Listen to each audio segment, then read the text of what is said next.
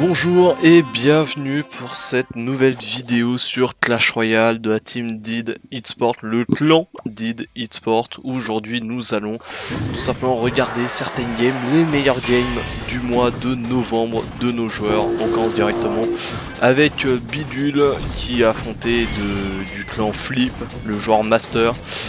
Alors faut savoir que Bidule il a environ 6000 trophées, voilà. Vous pouvez voir un petit peu son deck, hein, c'est-à-dire géant phoenix, un petit bomber, et après le reste du deck vous pouvez voir être la foudre, l'électrocution, le zap évidemment, les gobelins, le mini PK avec la sorcière.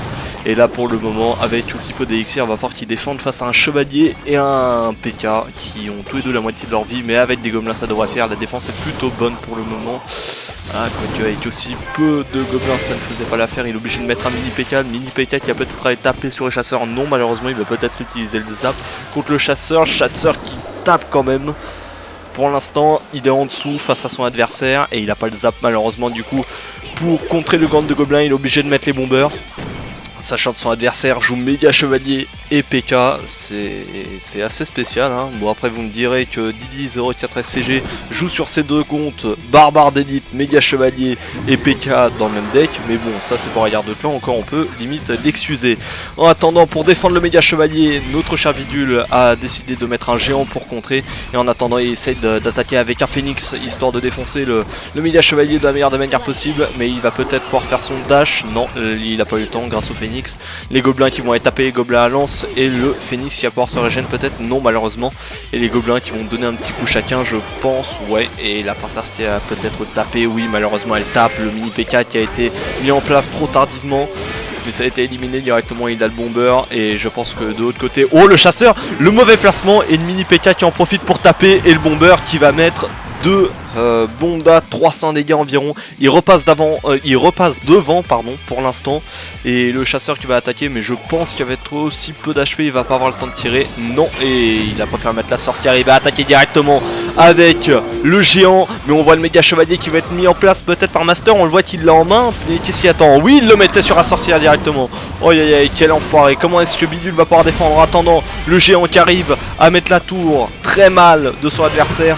À 329, il a éliminé les chauves-souris, il a éliminé les gobelins à lance, et là il va essayer de défendre face au méga chevalier, oui, et au chevalier qui est à droite, va falloir essayer de trouver quelque chose. Malheureusement on attaque du gang de gobelins et les chevaliers sur la droite, tout en défendant le PK et le chasseur à gauche, ça va être compliqué, c'est bien défendu pour le moment. Est-ce qu'il va pouvoir défendre? Le PK va peut-être taper, c'est défendu avec le mini PK, le chasseur qui a peut-être tapé encore une fois, faut défendre avec les gobelins, il y a très peu d'HP sur les deux tours, c'est très déterminant, là c'est peut-être avec la foot qui va faire la différence, on va voir s'il utilise la foot pour le moment, avec aussi peu d'élixir c'est compliqué, on sait pas hein, le niveau de sa foudre, si elle fait assez mal, mais avec le zap il y a peut-être possibilité. En attendant, le géant qui counter un petit peu le méga chevalier, le mini PK qui va le finir directement, et les chauves-souris qui normalement devraient se faire éliminer directement par la tour, normalement il n'y a pas de problème, et il va remettre encore une fois une princesse. Pour le moment ça va être compliqué, et il attaque avec des gobelins à lance de l'autre côté Master pour le moment, et il va falloir mettre un bomber, oui il met le bomber directement, et ça va directement éliminer les gobelins à lance, la princesse, et ce qu'on va retrouver le méga chevalier ou le PK, et on retrouve le méga chevalier, il va falloir attaquer encore. Et oh, on le voyait avec la foudre en main, mais il avait le zap, pourquoi il a pas fait? Il utilise le zap, ah il veut prouver son niveau, il reste 1 minute 15, mais il veut prouver le niveau pardon face à Master, il en a rien à faire, là il veut y aller directement, mini PK qui est éliminé, le bomber qui va faire le taf sûrement. Voilà, c'est fait directement, il y a plus que le bomber pour défendre, il a enlevé tous les gobelins à lance, il n'y a plus qu'à éliminer la princesse, le méga chevalier qui va sûrement faire son retour encore une fois, il a la foudre, il peut le faire, sachant qu'il n'y a plus beaucoup d'HP, c'est compliqué, et non il préfère attendre, il préfère patienter, on voit qu'il a la foudre en main, mais il veut pas y aller, et il met la foudre sur le méga chevalier carrément, c'est pour dire comment il est en confiance, en pleine confiance, notre cher Bidule pour l'instant, et oh, les gobelins qui vont faire... tout simplement se faire défoncer par le bomber de Bidule.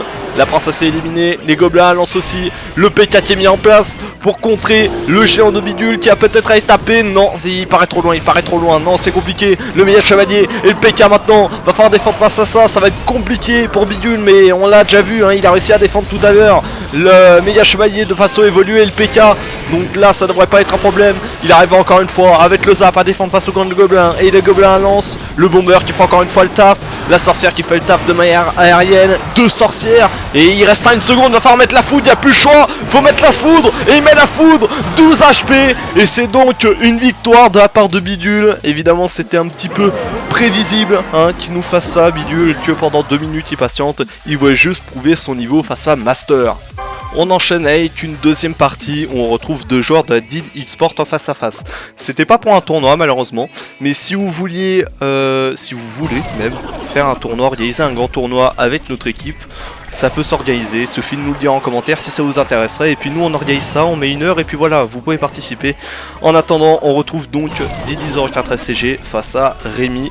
Les 2 joueurs qui sont les mieux classés, le 2e et le 3e du clan en termes de trophées pour le moment. Il faut savoir que Didi04 FCG, comme vous regardez les gardes de clan, j'espère, hein, et ben vous pouvez remarquer que c'est pas son deck de base et c'est aucun de ses decks en garde de clan.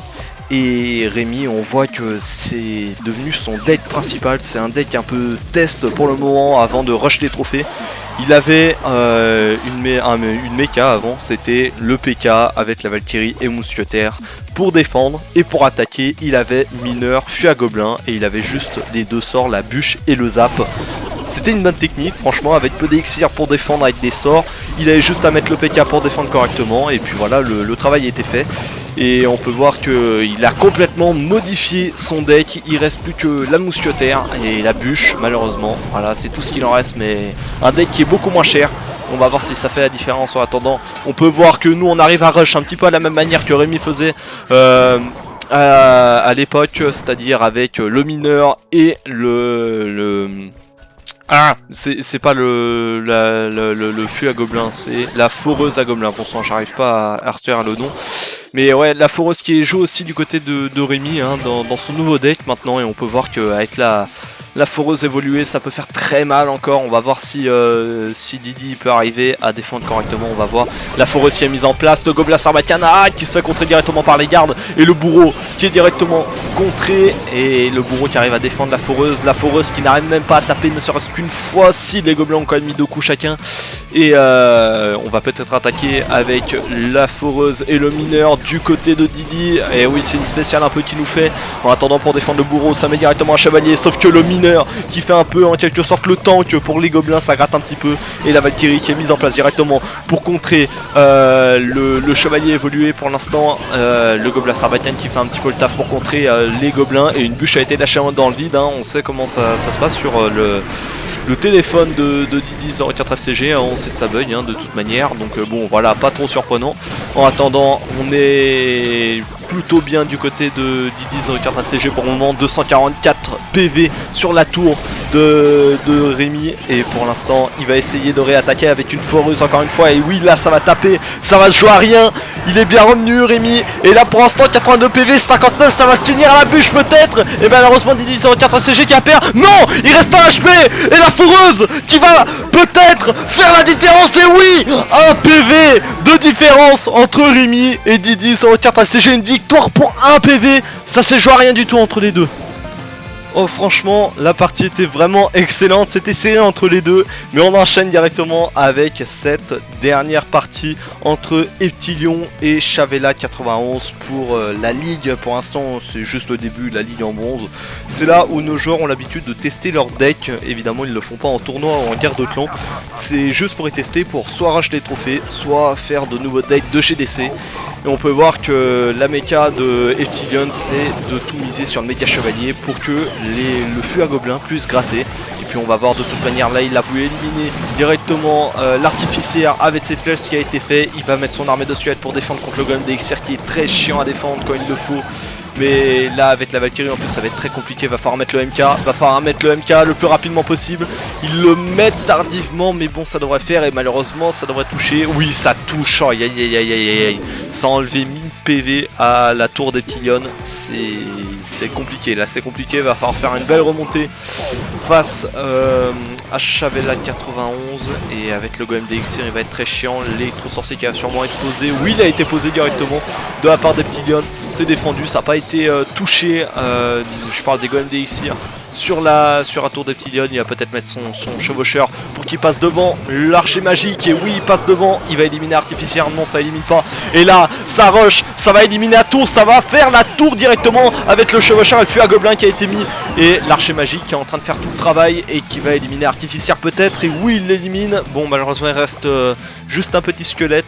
Et le golem d'élixir qui est remis en place de la part de Chavella, peut-être qu'il va pouvoir attaquer encore une fois, on verra bien. Mais avec un barbare date MK, wow, j'avais pas fait gaffe ce qu'il y avait dans le deck de Eptilion.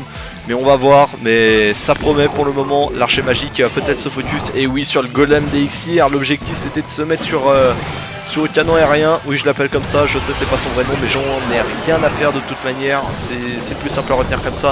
De toute manière, l'archer magique est en train de détruire la Valkyrie.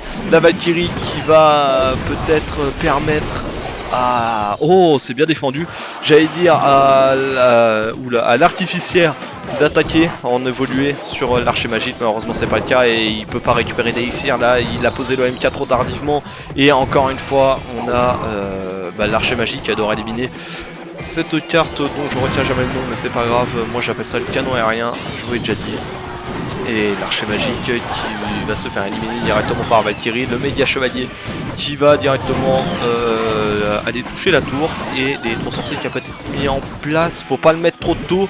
Eptilion, et s'il l'a mis trop tôt, mais quelle erreur, il va perdre la tour à 10 secondes de la fin. Non, 57 secondes, ça va jouer à rien, faut pas mettre les flèches du côté de Chavella si on s'est perdu. Et non, malheureusement, il a mis les flèches, va falloir tout recommencer de zéro. Eptilion qui commence avec 1000 HP d'avance comparé à son adversaire, il va mettre le méga chevalier sur le golem d'élixir, le chevaucheur de cochon qui va les frapper deux fois, peut-être une troisième, non malheureusement ça fait pas. Et le méga chevalier qui va éliminer directement le golem d'élixir. Il en reste plus que 2, il en reste plus que 4 maintenant. Et il faut tous les éliminer. Trop sensible, faut pas le mettre trop tôt, il l'a remis trop tôt encore une fois. Et Eptilion, il est obligé de compenser avec l'armée de squelettes. Et trop sensible qui doit faire le travail encore une fois cette fois-ci. Malheureusement il se fait éliminer par l'artificière. Il faut mettre le méga chevalier dès que ça retombe. Non malheureusement il le met trop tard, trop tôt pardon. Il élimine l'artificière pardon. Il faut mettre quelque chose pour pouvoir défendre. Il fait un fût défensif. Waouh, si on met un fût défensif, il faut savoir qu'on est vraiment dans la merde quand on fait ça. C'est qu'on peut pas faire autrement, il n'y a plus d'autre solution. Mais bon, en attendant, il met Barbardé pour défendre un petit peu sur le squelette géant. Et malheureusement, ils vont se faire éliminer. Ça peut-être que ça va éliminer le géant squelette, oui, pour le moment. Et le... comment dire, chevaucheur de cochon qui a pas pu aller taper malheureusement. Il enlève directement l'artificière. Faut mettre quelque chose là directement pour défendre. C'est bien mis, c'est mis le MK directement, c'est défendu avec l'armée de squelettes aussi pour que ça empêche de toucher pardon. Et malheureusement le fut qui va enlever encore un petit peu de... Non, même pas sur un tour.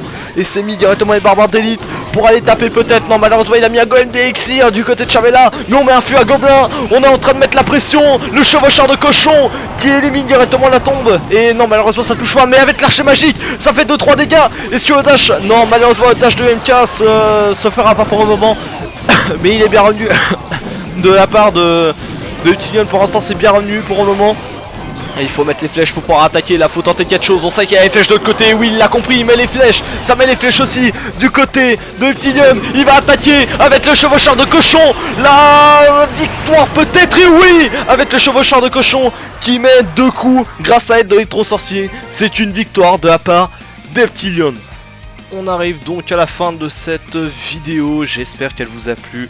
En attendant, n'hésitez pas à vous abonner et à lâcher un petit like si la vidéo vous a plu. N'hésitez pas aussi à nous le dire dans les commentaires. On n'hésitera pas à refaire de ce concept-là le mois prochain si ça vous plaît. En attendant, on se retrouvera peut-être demain pour une nouvelle vidéo sur Clash Royale. Ou alors pour un récapitulatif sur Football Rivals de notre saison 3. Et oui, ça y est, on a terminé notre saison 3. Donc on se retrouvera soit demain, soit dans 2 jours pour cette nouvelle vidéo. Bref, en attendant, passez une bonne soirée ou une bonne journée, je sais pas. Salut à tous!